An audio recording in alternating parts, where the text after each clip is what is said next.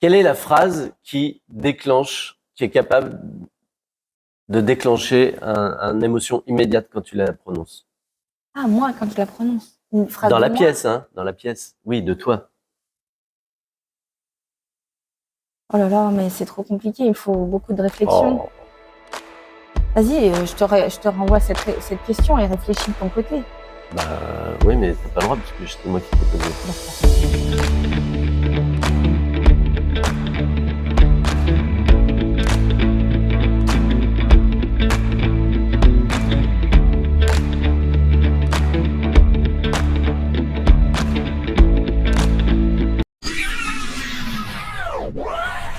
Une machine à remonter le temps ou un truc comme ça, non? Si, c'est ça. Ah oui, c'est ça.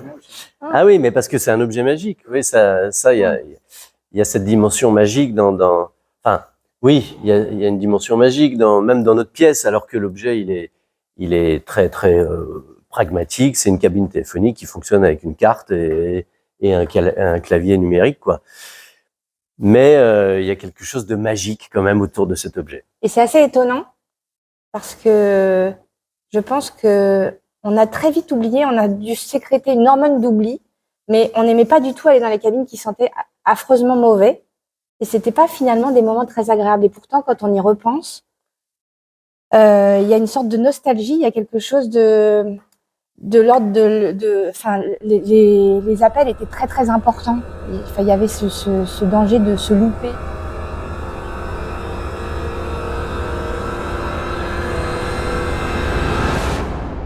C'est des gens qui se ratent. Pas que des loupés. Non, heureusement. C'est pas que des loupés. Et justement, les gens qui devraient se rencontrer ne se rencontrent pas, et les gens qui ne devraient pas se rencontrer se rencontrent. Et en fait, c'est que je disais qu'il y avait un petit peu de magie là-dedans, c'est que au hasard des rencontres, ces trois personnages-là vont finir par tisser des liens via la cabine, et des liens un peu magiques, puisque le personnage de Had appelle sa mère, la mère rappelle dans la cabine. Non, c'est toi qui appelles la mère de Had par hasard. Tu appelles une autre personne qui se trouve être ma fille. Enfin, les hasards de l'existence, comme ça, sont. On joue avec cette notion de hasard et de chance. Oui. Et non, mais voilà, je trouve que c'est cette magie-là que j'aime bien. En fait, c'est des personnages qui sont dans une sorte de quête impossible, et en même temps, on leur a donné la possibilité de se rencontrer, quoi. C'était difficile à écrire. Ah, alors l'écriture, ça, je peux en parler des jours. Elle s'est faite en deux temps. Un premier temps qui a été une période de résidence d'écriture où je suis parti m'isoler pendant un mois dans un lieu assez incroyable qui s'appelle la Chartreuse, qui est à Villeneuve-les-Avignon. Et je suis allé ici avec la mission d'écrire ce texte. La mission était d'écrire un texte qui allait être joué plutôt dans des lieux ruraux, dans les campagnes, dans des lieux qui ne seraient pas des théâtres.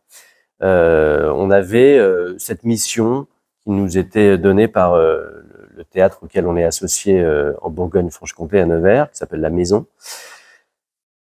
La mission de créer un spectacle tout terrain, qui allait se balader dans des salles non équipées.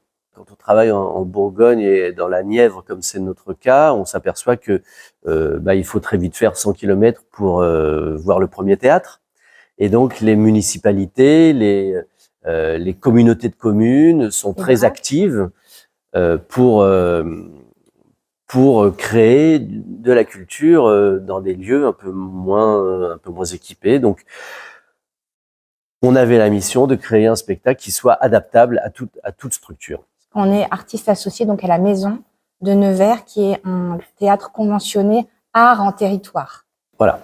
Donc, je partais avec ce cahier des charges-là. Et sous-entendu, c'est un spectacle qui doit être réunir les gens. Oui, familial, jovial, drôle, bref, pour passer un bon dimanche après-midi en famille. Et pendant un mois, j'ai essayé d'écrire ce texte drôle, absurde, décalé, rigolo. J'ai écrit, j'ai fait tout ce que j'ai pu et je n'ai pas réussi. Je suis arrivé au terme de ma résidence, il restait 2 jours. Et je me suis aperçu que j'avais pas du tout la pièce. Et que je n'avais non seulement pas la pièce, mais rien qui tienne debout. Donc je me suis dit, il me reste 2 jours.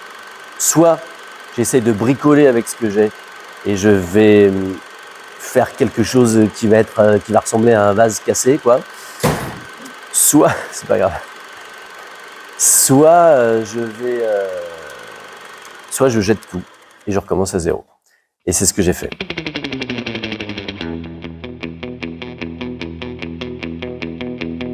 Donc la pièce, je l'ai écrite en 2 jours, en fait. Je partais avec cette idée de base, il fallait écrire pour la cabine téléphonique. C'était l'élément de base autour duquel on voulait s'amuser. Donc ça, dans toutes les versions possibles de cette pièce, il y avait une cabine téléphonique. Il se trouve que j'ai changé vraiment mon fusil d'épaule et que pendant ces 2 jours, j'ai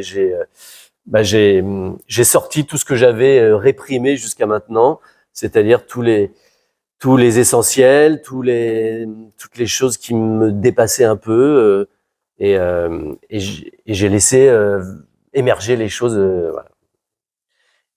Et résultat, il y a un texte qui est là, qui tient debout, Oui. comme par magie, mais il tient debout.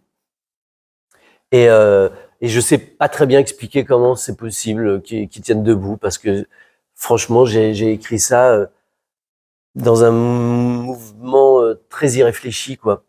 Et c'est assez bizarre la manière dont ça s'est fait, en fait. Et ça me questionne encore beaucoup, finalement. Mais j'aime bien cette part d'impensé, quoi, cette part d'irréfléchi, et qui émerge et qui finalement, moi, m'a forcé à me raccrocher à des essentiels, à des choses très, très essentielles. Donc, il y avait aussi une chose qui était importante, c'est que je savais pour qui j'écrivais. Je savais que j'écrivais pour Clotilde, je savais que j'écrivais pour Yann, et je savais que j'écrivais pour moi. Et donc, à partir de ces 3 personnages qui sont des acteurs, mais à partir de ces 3 acteurs, je savais déjà quelle énergie je pouvais aller chercher, quoi. Oui. Non, mais en fait, l'idée, c'est qu'il y ait une grande porosité entre ce qui se passe sur scène et ce qui se passe dans la salle. En fait, qu'il n'y ait pas de 4e mur, qu'on soit tous ensemble et qu'on partage cet instant, que ça puisse être n'importe qui tout à coup se lève. C'était important pour nous. C'était aussi une manière d'aller justement sur le territoire et de pouvoir travailler avec des gens et de les emmener dans notre univers. Donc ça, c'était ça. Et par rapport à la cabine des années 90, il se trouve qu'on a un autre spectacle où il y a 3 cabines téléphoniques, où il y en a une des années 40, une des années 80, celle qu'on connaît plus, avec écrit téléphone en marron, avec le téléphone comme ça. Et les pièces. Et les pièces. Qui font un joli bruit. Qui font un joli bruit, c'est vrai. Et celle-ci qui est la dernière des cabines qu'on a très peu utilisée parce que presque tout le monde avait déjà des téléphones portables. Pourquoi on a utilisé celle-là? Parce qu'elle est tout en verre aussi. Je pense qu'il y avait aussi des choses qui étaient de l'ordre de la facilité pour pouvoir voir tout le monde. Parce qu'elle est plus circulaire que la fameuse cabine carrée qu'on connaît tous. Celle-là est plus circulaire, et comme on avait l'idée d'une arène, de quelque chose de très circulaire autour de la cabine, il y avait quelque chose de plus homogène. Et puis, mine de rien aussi, je trouve que c'est le dernier modèle des cabines. Donc c'est très peu de temps avant sa disparition. Donc ça raconte aussi le passage, la fin, quoi. C'est la fin de cette cabine-là, et 1 an plus tard, elles avaient toutes disparu, où elles servaient de boîte à livres et d'abri pour les SDF. Mais je trouvais que, enfin, en tout cas, je pense que ça raconte ça aussi, ça. Petit temps où cette cabine ne servait plus qu'à des gens comme on voit dans la pièce, des gens un petit peu désocialisés, qui n'ont pas vraiment de vie, qui n'ont pas vraiment de logement, qui traînent un peu dans la rue, et qui finalement n'avaient pas les moyens d'avoir encore un téléphone portable. Et c'était voilà le dernier abri de ces personnes-là, quoi. Une pièce sociale. Ah, il y a un aspect social, pas social dans le sens où documentaire, c'est pas du tout documentaire. Par contre, l'aspect social, je pense qu'il existe dans le fait que on raconte l'histoire de personnes dans un danger, dans une insécurité sociale, quoi. Et cette cabine qui est une sorte de phare, d'asile, elle raconte quelque chose de notre société quand même. Elle raconte une société où on n'a plus ces asiles-là maintenant.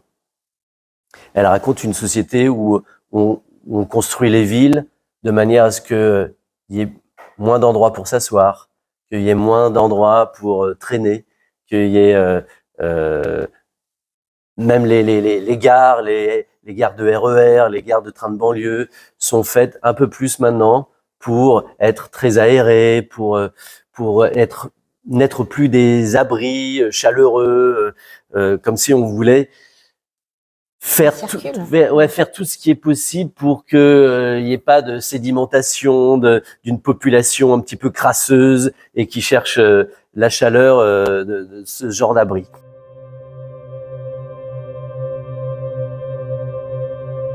Ah bah, Oui. pour moi, c'est ce que raconte cette pièce, hein. C'est vraiment, on se reconstruit ensemble. On souffre seul, mais on se reconstruit ensemble. Enfin, s'il y a peut-être un sens à donner à cette pièce, c'est celui-là. C'est que vraiment l'image finale, c'est que ils sont tous les trois là réunis et qu'ils se sont reconstruits ensemble. Ils n'ont pas tous eu comment dire, ils n'ont pas eu la conclusion qu'ils auraient rêvé d'avoir à leur histoire. Mais par contre, ils ont trouvé autre chose. Ils ont trouvé quelque chose qui leur amène peut-être autant de douceur que finalement ce qu'ils recherchaient. Un amour perdu, un amour qu'on n'a jamais eu. Et ben, ils se rendent compte ensemble qu'ils peuvent Fabriquer le truc tous. ouais, C'est la fraternité.